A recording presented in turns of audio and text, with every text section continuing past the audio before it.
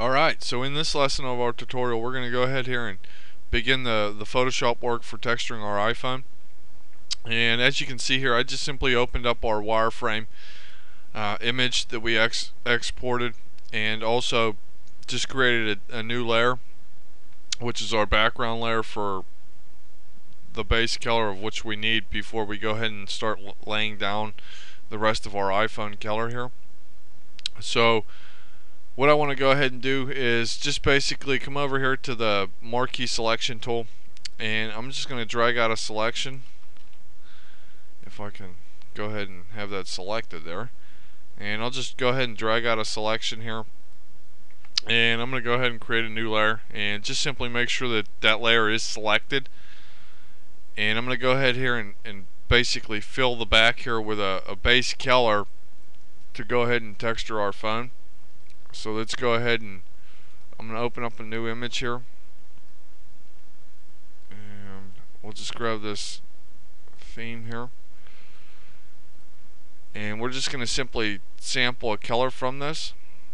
Okay, so let's go ahead and fill that selection with a color, and we'll just go ahead here and select a yellow material, or yellowish color. Okay, that might be a little bit too yellow. Okay, so we'll go ahead and fill that with a goldish material, and we'll just go ahead and, since we have this screen open, we'll just go ahead and just drag this onto our iPhone, and we'll just leave it there and close that. So now I want to go ahead here, and with that same base color layer selected here, I'm going to go ahead and go back to our marquee tool, and I'll just drag out another selection to go ahead and fill that for what is going to be the front portion of our iPhone. So we'll just turn this, say, like a really dark gray, not completely black, and you can see where it's going to fill that UV space. So let's go ahead and bring in our home button here, and we'll just hit Control A with this image selected. Grab our move tool, just drag that into our image, close that because we're not going to use it. Just try to get this right in the middle here, and we'll just come up here to Edit, Transform Scale. Now I'm going to hold down Control Alt and Shift all at the same time so that this is going to scale uniformly. Just trying to make it just a little bit bigger than the UVMap, as you can see there. And we're going to take our screen texture here, and I'm just going to go ahead and hit Control T and zoom in here so we can place this properly. Just making sure that everything is going to line up fine. Okay. And we'll zoom in here back on the side and just move this over. Do the same thing here for the other side. And we'll also come down here to the bottom and just drag this little square all the way down. Just trying to line that up perfectly, as you can see there. And with all that done, let's go ahead and turn our wireframe off here, and we will go ahead and just save this image out as an iPhone texture, just simply overwriting the other one that's in there. And we'll do the same thing here for a JPEG file. Okay, we'll jump into Maya here, and we're going to open up the hypershade, and you can see I just simply turned everything gray here. Okay, so we'll create one V-Ray material and two V-Ray materials, so we can go ahead and add one to the screen and also add one for the body here. So let's rename this top one to phone body, and we'll rename the bottom one here to iPhone screen. And we'll just go ahead and hit Control A to bring in open up the attribute editor of the material here. So in the diffuse color slot, I'm just going to go ahead and click the checker box, grab a file node, do the same thing here for the bottom one. just turn the filter type off, and we'll just place our iPhone texture there. Okay, and just take a little bit to load, second or two to load there. And we'll do the same thing here for the top one, just point to the iPhone texture. Okay, and we can go ahead and just simply apply this to the body here. Okay, and you can see where that turns our material, or our iPhone texture, or iPhone, a different color there. So let's go ahead and apply the screen material here. Just select the screen, right click, hit assign material to selection, and you can see where that brings in those materials. And let's go ahead and edit some of the material attributes here. Now we want a reflection. It's just a question of how much reflection we really want and how sharp we want said reflection. So let's just turn the reflection color to completely white, and we'll go ahead and turn the amount down to something like 0.1. 0.1 should be fine, and we will go ahead and just turn the subdivisions up here to like 15, and that's going to give us a real sharp reflection. We're also going to do the same thing here for the body, so just turn it completely white, turn the amount down, okay, and then just turn the subdivisions up.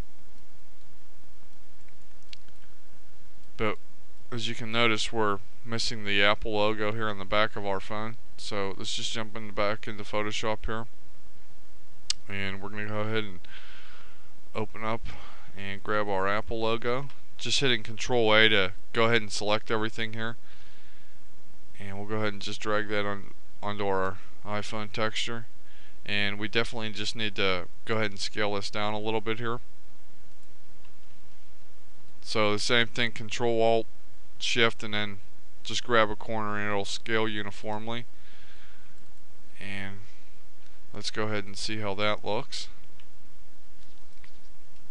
Let's go ahead and just save this as a JPEG image. Okay.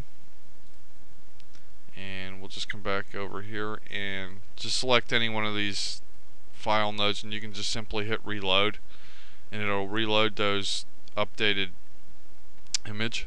And you can see where our Apple logo has come in, but it's a little bit oblong and stretched, so we need to just jump back into Photoshop here, and I'm just going to simply edit this a little bit, just scaling it down a little bit, and that should be good there. So let's go ahead and save this out, and we'll just go ahead and update the iPhone texture there. Jump back to Maya, and you can see where it sort of takes a lot of time to jump in between applications, but you know, this way you can make changes as needed, and you don't necessarily have to say make an edit, open the file, and see if anything is right or wrong. So it just makes it easier to simply just reload the image. Okay, and that looks good. Let me just turn the wireframe off there. Yeah, I'm happy with that. So let's go ahead and just clear our workspace here. Okay, and now that I think we're pretty much done inside of Photoshop for the most part, let's go back to Photoshop one last time here, and I want to try to use, say, this base color throughout the rest of the model. So what I want to do here is just create a new image, and we'll just create it at 1024 by 1024, and we'll just hit Control A on it, select everything, come up here to Edit, Fill, and I'm going to fill it with a color, but I'm just going to sample this yellow color from our iPhone texture, as you can see here, and I'll just simply save this out as base yellow, so I know exactly what it is. And we're also going to go ahead here and fill it again, and we're going to go ahead and fill it with our base gray, and then we'll just save this one out as base gray. Okay, and we can go ahead and just close that, just save our PSD file here, and we'll go ahead and turn our yeah, just make sure our wireframes are completely off here, and just go ahead and re-update the JPEG file here. Okay, so now we're pretty much done with Photoshop. Let's jump back to My here. I'm just going to close Photoshop there. Okay, and we can now start creating some of the rest of the materials for our iPhone. So let's just go ahead and create a V-Ray material here, and this is basically going to be our yellow material, say like a yellow plastic material. Okay, so let's come down here and look for our file node.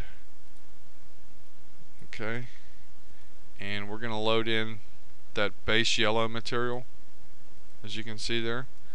And I'm not going to plug this into the V-Ray material that we're going to be creating a plastic. I'm just simply going to grab our eyedropper tool, sample a color from it, and you can see where it changes the color there.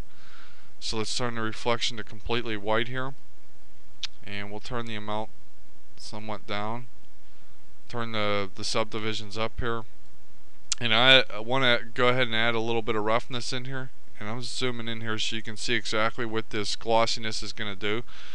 And you can see where it sort of flattens out the reflective shading. So let's go ahead and select everything that we want yellow plastic, which is going to be our mute button here. And we'll also go ahead and add this to some of the side buttons here. And I'm just going to try to basically keep this theme completely throughout the model. So let's go ahead and select some of the inner portions of our cameras here. Okay, and we'll do the same thing here, just selecting one of these, and we'll also select that one and see if there's anything on the bottom that we want to go ahead and turn yellow here. I'll probably do the inside portion of the USB port there, and we'll just go ahead and apply all that to the model. Okay, so now let's go ahead and create a darker material, or that grayish material. So we'll just go back and bring in a file node there, scroll back up and create a new V-Ray material, and just point to that gray image that we had, or that we saved out. Okay, and we will just simply sample the color from it. Okay, we can go ahead and delete that, and we'll just try to make the same material adjustments here. And I'll zoom in and you can see what's going to happen whenever we adjust the glossiness again. And I'm sort of just eyeballing it to try and line everything up properly. So we'll select that inner portion of our lock button there, and we will come down here and just make sure there's nothing here that I want to go ahead and add this material to. We can probably add it to the USB port base. Okay, and we'll go ahead and add this into the inner portion of one of our cameras as well. We'll do this on the back too. Okay, and on that one as well. So we'll go ahead and just apply that, and you can see where that changes the color. And I also want to go ahead and add this sort of goldish material to the top button here. So let's just go ahead and select one of these side buttons, frame in on the material, and we'll go ahead and apply this to the top button. Okay, and just reselect this, rezoom back in on that one, go back to the other side where our mute button is, and simply just go ahead and apply that material. Okay, so now we need to go ahead and create a metal material here, and we'll just go ahead and clear our workspace, create another V-Ray material, and we'll simply just say that this is going to be for our insert base here. So I just want to go ahead and turn this, like, I'd say about 90% grayish, darkish gray. Just turn the reflection up a little bit, turn the amount down, subdivisions up, turn the glossiness down a little bit. Not too much, because I don't want it to be that rough. I still want it to have at least some reflectivity in it. So we'll go ahead and just add that. And we'll go ahead and clear our workspace. And now let's go ahead and create our metal material here. We just need to turn this black. Just the reflectivity has to be high on this one. Same with the subdivisions here. And there's not going to be any roughness. So we'll go ahead and add this to the grates here. And all these small metal pieces here, which are going to include our metal piece here on the top. Okay. And come down here to the bottom. Go ahead and add these in as well. Okay, just apply that. And you can see where I forgot our home button there. And that's okay. I'll just go ahead and apply the screen material to it, and that's not going to give us too much trouble. Okay. And I also want to go ahead and take the material that we're using for our buttons here and apply that to these little indentation pieces. In this way, it's going to keep that completely complete theme throughout the model here. And you want to try to match colors as much as you can and try to stay inside the same color scheme throughout the model. This way it all looks the same. Let's go ahead and apply that to those. Okay. And we're going to need to go ahead and create a rubber material here. So we'll just create another V-Ray material. Just turn this,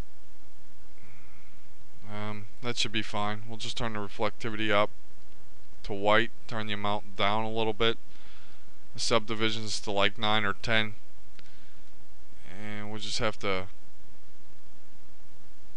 turn the glossiness down to something like 0.5 should be fine. So let's go ahead and apply that there, and just making sure that there's nothing else that I want to go ahead and apply that to. Okay, so let's go ahead and apply that. Let's go ahead and make a glass material here for our lenses. Let's go ahead and clear our workspace there just by simply hitting the eraser tool or the clear graph tool. V-Ray material, and we will come down here to the refraction tab, and we'll just turn this completely white, which makes it completely see-through. But I want to go ahead and add a color in here, and I can do that simply by just changing the fog color. And we'll sort of make this blue. I don't want to make it that heavy of a blue though, because when it renders out, that'll be really heavy in terms of blue. So with that set, let's go ahead and select our lenses here, and we'll go ahead and apply that, and you can see that turns bluish. And now we just need to go ahead and create the last couple materials here. Let's just simply create another V-Ray material, and we'll just turn this completely white again for the refraction, and for the reflection we'll just turn it white, just turn the amount down, and we're going to go ahead here and bring back our glass, and just select all these little glass pieces and apply that there. Okay, and let's go ahead and create a metal material here for the side. So let's go ahead and just clear our graph, create another V-Ray material here. Just hit Control A to bring back that attribute editor here, and we'll just turn it a little bit gray. Come down here and grab a file node, and we're going to go ahead and bring in our base yellow again. Just sample a color from it, because I'll make it sort of goldish. Okay, and we'll go ahead here and delete that yellow node and just adjust some of the settings here. Just turn it completely white, and I want to keep the reflection high. You can always just simply say, turn the color here back to gray as well, and simply just put the reflection color as yellow, which could probably work. So let's try that maybe. And just sample a reflection color of that yellow, and you can see where it's sort of going to turn more goldish, and that should be fine when we go to render it. So let's go ahead and just turn the reflection up a little bit here, and the subdivisions up a little bit, maybe a little bit of glossiness, not too much. Go ahead and select that, select all those metal pieces here, and we'll go ahead and apply that there. And we will also do that for the last metal pieces here on the bottom. And we just need to basically go and select all those. So let's just grab marquee, select everything, and then just deselect everything that we don't want selected. And there you go, just making sure. I'm going to hit 4 here on my keyboard to make sure that I don't have anything else selected that I don't want. Okay, and we'll go ahead and apply that, and deselect that base. Okay, so now we can basically call a pause for this lesson, and you can see where we have gotten our iPhone completely textured out. And in the next lesson we'll come back and start building our set to go ahead and render out our model.